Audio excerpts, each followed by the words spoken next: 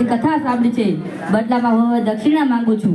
ભલે બાપજી, બોલો આપણું શું કામ છે?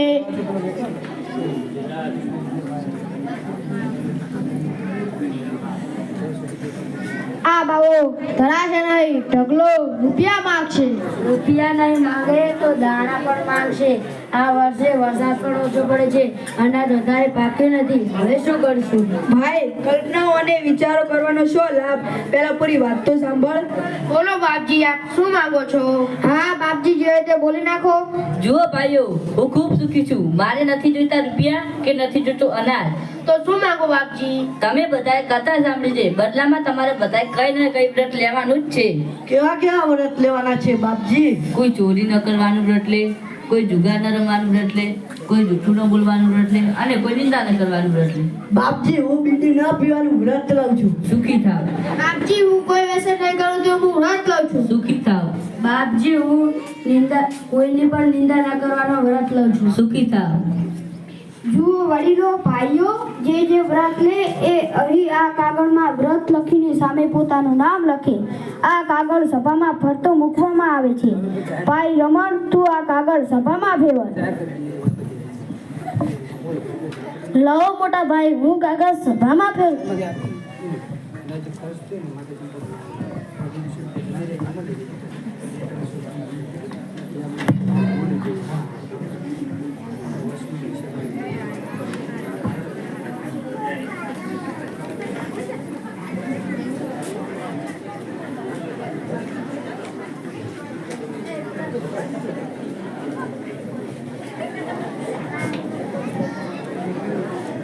બધાએ વ્રત લઈ લીધા ને? કોઈ રહી જતું હોય તો કહી દો, શરમમાં ના રહેતા. મુખી સાહેબ, મને લખતા આવડતું નથી. અરે રે કાકા, તમે ભણ્યા નથી? ભણ્યા નથી, ગણ્યા પણ નથી. અભણનો અવતાર એળે ગયો ગણાય. ભાઈઓ, અભિપો ચર્ચા અને વાત મૂકી દો. આ પણ એક જાતની નિંદા જ ગણાય. રતનભાઈ શું કહે છે એ સાંભળો. રતન, બોલ, તારે શું કહ્યું છે? હું સવારે ઉઠ્યા પછી બપોર થતા સુધીમાં એક માથોડું ઊંચું અને લીલું ઝાડ જોયા વગર જમીશ નહીં. એવું તો વળી કા વ્રત હોતો હશે? રતનભાઈના ઘર આગળ ઝાડ છે. ભાઈઓ સાંભળો, વ્રત ભલે નાનું હોય કે સગવડી હોય, પણ એનું વ્રત તો મોટું જ હોય છે. એ તો વખત આવે જ ખબર પડે બાપજી. બાપજી, સભા હવે પૂરી કરીએ. હા ભાઈઓ, હવે આપણે છૂટા પડીએ. હા બાપજી, હવે અમે લઈએ. નમો નારાયણ. નમો નારાયણ.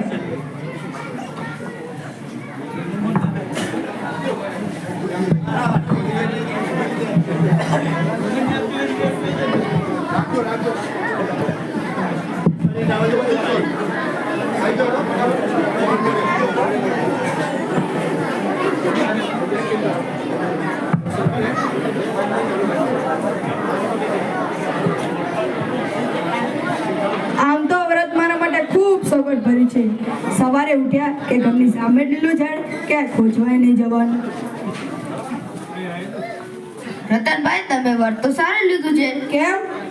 આ ઉસગવડી વ્રત લેનાર તમે બુદ્ધિશાળી તો ખરા રતનભાઈ. ભાઈ, લાંબી ટૂંકી વાત છોડ. મને જે વ્રત સૂઝ્યું એ વ્રત મેં લીધું. રતન કાકા, તમને મારા બાપા બોલાવે છે. કેમ લે? અત્યારના પડોશમાં જ કેમ કામ પડ્યું મારું? એ તો મને ખબર નથી, તમે જલ્દી આવો. તમે શાંતિભાઈના ઘરે જાઓ તો ખબર પડે. ઉદર, તારા તઈકા કામ છે? હું તમને કહેવા જ આવ્યો છું, આપણા ખેતરે કાલે વળિયાના પાકને પાણી આપવાનું છે. લો, હવે હું જાઉં. સોમલા, તું જ્યાં, હું આવું છું. સારું, ત્યારે જટાઓ ભૂલતા નહીં. શાંતિ વળી મને કેમ બોલાતો છે? ત્યાં જવું તો ખબર પડે.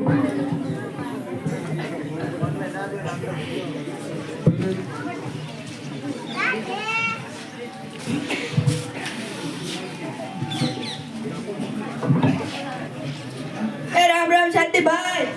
રામ રામ રતન, આવા હું તારી જ રાહ જોઉં છું. બોલો શાંતિભાઈ, ચમ કામ પડ્યું મારું? કઈ ખાસ અડચણ છે? હા ભાઈ, એટલે તો તને બોલાવે છે. કાલે તારે કચ્છમાં જવાનું છે. આપણે બંને પહેલા ગયા હતા ત્યાં. ત્યાં વળી મારું શું કામ છે? ત્યાં આપણો બચ્ચું ભણે છે ને, તેને પ્રવાસમાં જવાનું છે. તેને અર્જન્ટ 2000 રૂપિયા પહોંચાડવાના છે. આમ તો હું જાત, પણ મારે ધંધામાં કટોકટી છે. જવું જ પડશે. જયશો શાંતિભાઈ.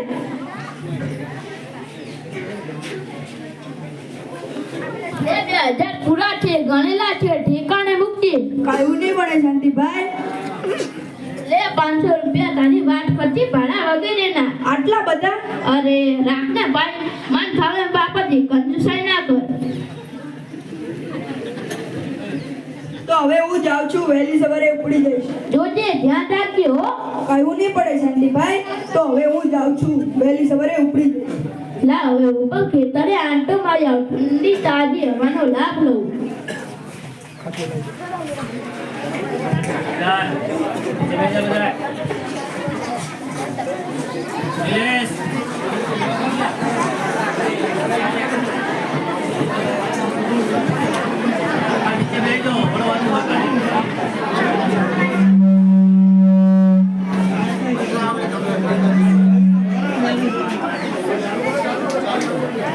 કેમ છે ભાઈ બચ્ચું? અરે આવો આવો રત્નકા, તમે એકલા અહીં આવ્યા તેથી મને નવાઈ લાગી. મને પણ નવાઈ લાગી શાની નવાઈ લાગી? કે આવી ઉજ્જડ જગ્યાએ લોકો કેવી રીતે રહેતા હશે. હા, આ લોકો ટેવાઈ ગયા છે આ વાતાવરણ. અહીંયા ઊંચા અને લીલા ઝાડ પણ નથી. હા કાકા, તમારી વાત ખરી છે.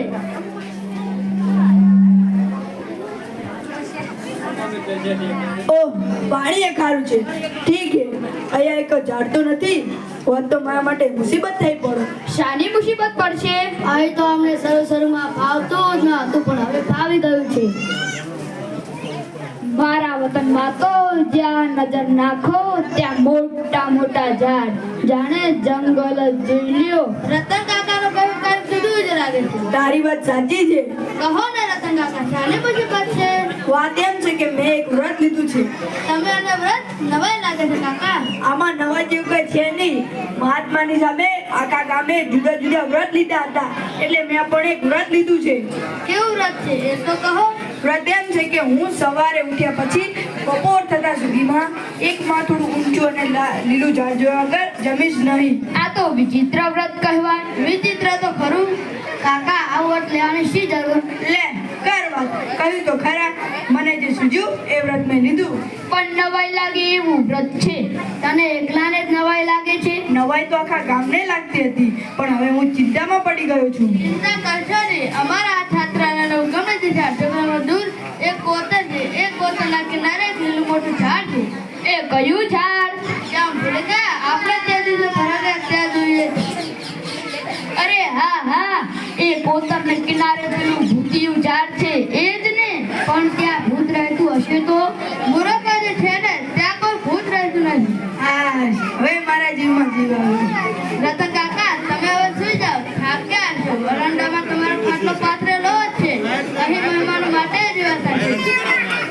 તો હવે હું ઊંઘવા જાઉં છું. આપણે પણ હવે ઊંઘવા જઈએ. સવારે વહેલા ઉઠવાનું છે. પણ ગૃહપતિ સાહેબ, અરે એ તો એમના ગામે ગયા છે. એમ તો આજે ઉઠવાની મજા.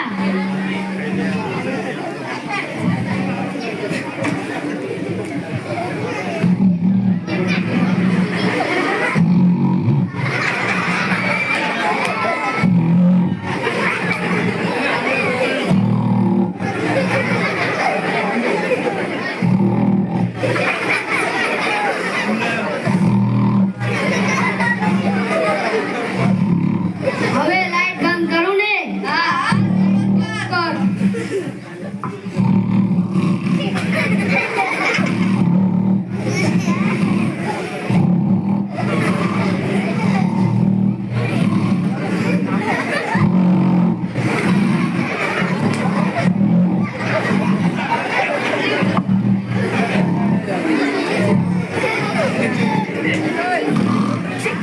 હરિઓમ હરિઓમ હરિઓમ. ભાઈ બચ્ચું, એ બચ્ચું ઉઠ, મારે મોડું થાય છે.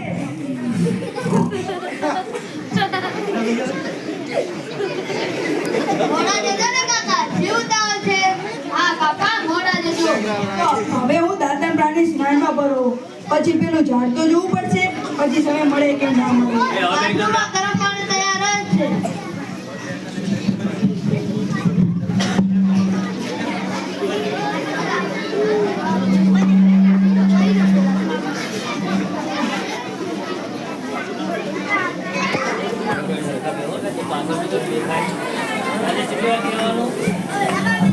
તો હવે હું નિશાની પ્રમાણે ઊભું.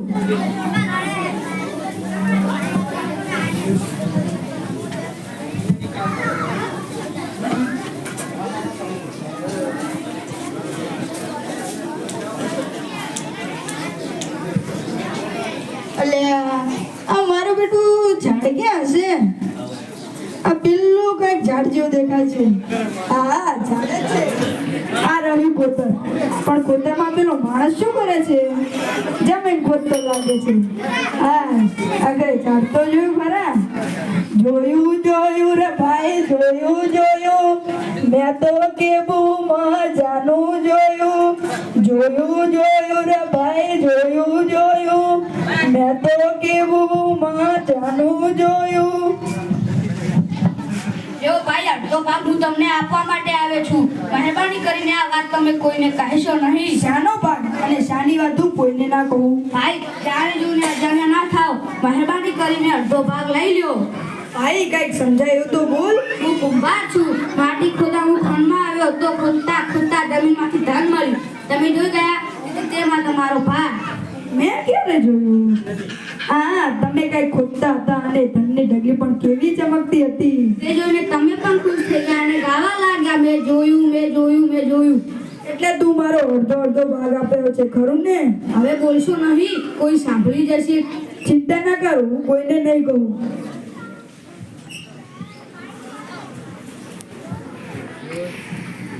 કોઈને કહેશો પણ નહીં હો. નહીં કહું. વાહ ભાઈ વાહ, મેં તો આવું સપને ના ધાર્યું તું કે આ વ્રતનું ફળ આવું મળશે. હે મહાત્માજી તમારી જય હો. ઓમ નમઃ શિવાય.